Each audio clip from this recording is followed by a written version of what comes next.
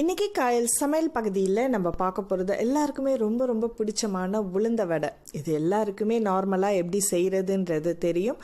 ஆனால் இதில் கொஞ்சம் நிறைய டிப்ஸ் சொல்லியிருக்கேன். ஸோ வீடியோவை கடைசி வரைக்கும் பாருங்கள். சிம்பிளாக செய்யக்கூடிய உளுந்த வடை தான், ஆனால் நிறைய பேருக்கு சொதப்பலாகும். ஏன்னா உள்ளே வேகாது, இல்லைன்னா ரொம்ப வெளியில் பொரிஞ்சு போயிருக்கும். ஸோ இந்த டிப்ஸை நீங்கள் கவனமாக பாருங்கள். இப்போ உளுந்து ஒரு கப் அளவுக்கு எடுத்திருக்கேன். 1 டேபிள் ஸ்பூன் அளவுக்கு பச்சரிசி, அதை முதல்ல நல்லா அலசி எடுத்துருங்க. உளுந்த வடைக்கு உளுந்து ரொம்ப முக்கியம். ரொம்ப சுவையாக இருக்கணும் அப்படின்னு நினச்சிங்கன்னா நல்ல உளுந்தாக பார்த்து வாங்குங்க. மொத்தியாக இருக்கணும், நல்லா குண்டாக இருக்கிற மாதிரி உள்ள உளுத்தம்பருப்பு வாங்கி நல்லா அலசி எடுத்துங்க. இப்போ நல்லா 2 மணி நேரம் ஊறிடுச்சு. இப்போ பாருங்கள், நசுக்கி பார்த்தோன்னா உடையும் அது. இதை நம்ம அரைச்சி எடுக்க போகிறோம். தண்ணி ஊற்றாமல் அரைக்கணும். மிக்சியில் அரைக்கும் போது நிறைய உங்களுக்கு இருந்துச்சுன்னா கிரைண்டர்லேயும் அரைக்கலாம். இதில் ஊறின அளவுக்கு உள்ள தண்ணியே நமக்கு போதும். தேவைப்பட்டால் கொஞ்சம் கொஞ்சமாக ஊற்றணும். இப்போ உளுந்த வடையை பொறுத்த வரைக்கும் நிறைய தண்ணி விட்டுட்டிங்கன்னா ஷேப்பும் வராது, ப்ளஸ் உங்களுக்கு அதிகமாக எண்ணெயும் குடிக்கும். அதில் இதோட ஒரு சின்ன துண்டு அளவுக்கு இஞ்சி, இது பொடிசாக நறுக்கி நம்ம போடலாம். பச்சை மிளகாய், இப்போ நான் குழந்தைங்களுக்கெல்லாம் சேர்க்கறதுனால இதை அரைச்சிடுவோம் அப்படின்ட்டு இதில் போட்டு அரைச்சிருக்கேன். இதில் உப்பு போடாமல் இப்போ முதல்ல அரைச்சிடுங்க. மிக்சியில் ஃபஸ்ட்டு அரைக்கும் போது தண்ணி விடலை நான், ஏன்னா தண்ணி பத்துதா அல்லது இதுவே போதுமா அப்படின்னு பார்த்தேன். எனக்கு இப்போ பத்தலை. ஸோ அதனால் கொஞ்சமாக அதிகமாக விட்டிங்கன்னா தண்ணி கூடிடும், உங்களுக்கு ரொம்ப சிரமமாக ஆகிடும். அதனால் கொஞ்சம் கொஞ்சமாக தான் தண்ணி விட்டு அரைக்கணும். உளுந்த வடையை பொறுத்த வரைக்கும் இந்த அரைக்கிற பக்குவம் தான் ரொம்ப முக்கியம். ஸோ அதனால் கொஞ்சம் ரொம்ப சூடு ஏற விடாமல் அப்பப்போ ஆஃப் பண்ணி அரைச்சிக்கிட்டுருங்க. நம்ம அரைக்கிற மாவு இந்த பாருங்கள், கையில் தூக்கும்போது நல்ல பந்து மாதிரி வரணும். அந்த மாதிரி வந்துச்சுன்னா நம்மளோட பக்குவம் கரெக்டாக இருக்குதுன்னு அர்த்தம். அதுமாரி ரொம்ப பட்டு போல் அரைக்காமலும் ரொம்ப கொரகொரப்பும் இல்லாமல் லைட்டாக இருந்தால் தான் வேகும்போது ஈவனாக குக் ஆகும். ஒரு மீடியம் சைஸ் பல்லாரி வெங்காயம், இதை நம்ம பொடிசாக நறுக்கி இதில் சேர்க்க போகிறோம். ஆனால் இப்போ உடனே சேர்க்கக்கூடாது. நம்ம எப்போ சுட போகிறோமோ அந்த டைமில் ரெடி பண்ணி வச்சுட்டு நம்ம மாவோட கலந்துக்கலாம். இப்போ ஃபஸ்ட்டே நம்ம வெங்காயத்தை கலந்துட்டோன்னு வச்சிங்களேன், தண்ணி விட்டுடும். அதனால் பார்த்துட்டு இங்கே பாருங்கள், நான் அரைச்சி எடுத்திருக்கேன். இந்த பக்குவம் கரெக்டாக அப்படின்றத பார்க்குறதுக்கு ஒரு டம்ளரில் தண்ணியில் இந்த மாவை எடுத்து போட்டிங்கன்னா மேலே மிதக்கும். இதே மாவு கீழே போயிடுச்சுன்னா உங்களுக்கு தண்ணி அதிகமாக இருக்குதுன்னு அர்த்தம். ஸோ அந்த டைமில் நீங்கள் அரிசி மாவு கொஞ்சம் இதோட ஆட் பண்ணிக்கலாம். எல்லாம் அரைச்சி முடிச்சதுக்கப்புறம் தான் நம்ம தேவையான அளவுக்கு இதில் உப்பு சேர்த்துக்கணும்.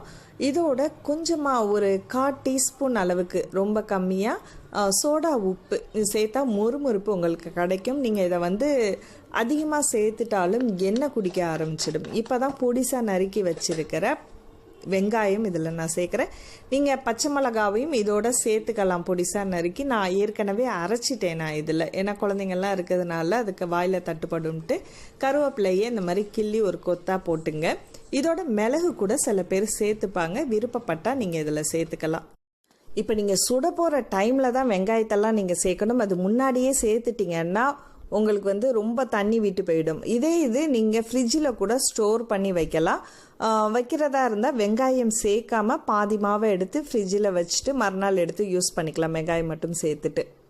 இப்போ சிலர் ரொம்ப எக்ஸ்பர்ட்டாக இருந்தாங்கன்னு வச்சுங்களேன், கையில் இந்த மாதிரி பேப்பர் கீப்பர்லாம் தேவையில்லை. ஒரு கையில் தண்ணியை முக்கிட்டு ஒரு உருண்டையை பிடிச்சி ஒரு ஓட்டையை போட்டு எண்ணெயில் போட்டு பொரிச்சிடுவாங்க. இப்போ ஸ்டார்டிங் ஸ்டேஜில் இருக்கிறவங்க இந்த மாதிரி ஃபாயில் பேப்பரோ, அலுமினியம் ஃபாயில் பேப்பரோ, அல்லது பால் கவரோ, அல்லது வீட்டில் இருக்கிற ஒரு பிளாஸ்டிக் கவர், இந்த வெத்தலை கூட எடுத்துக்கலாம்.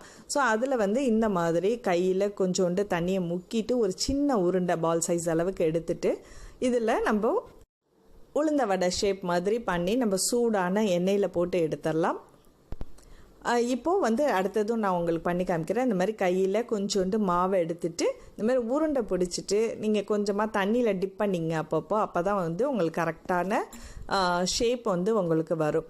ஸோ இது சூடான எண்ணெயில் போட்டு எடுக்கலாம்.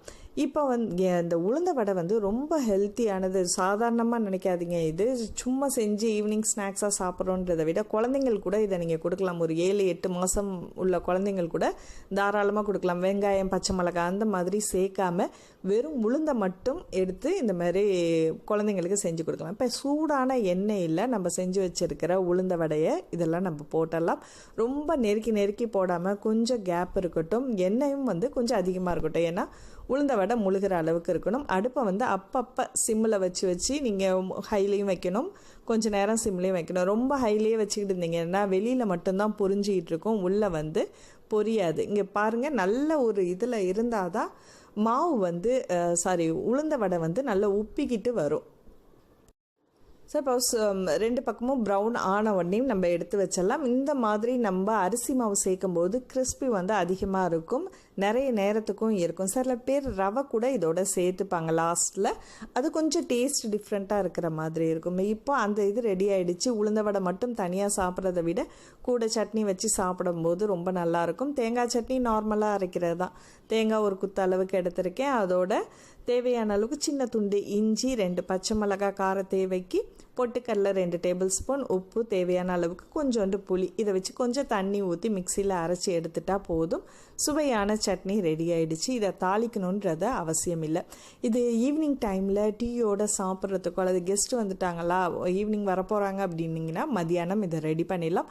ஸோ சுவையான பாரம்பரிய உளுந்த வடை சட்னியோட ரெடி ஆகிடுச்சு. ஸோ இந்த வீடியோ உங்களுக்கு பிடிச்சிருந்துச்சுன்னா மறக்காமல் லைக் பண்ணிவிட்டு உங்கள் கருத்துக்களை எங்களோட ஷேர் பண்ணுங்கள். காயல் சமையல் பகுதி உங்களுக்கு பிடிச்சிருந்துச்சுன்னா உங்கள் நண்பர்களுக்கும் ஷேர் பண்ணுங்கள்.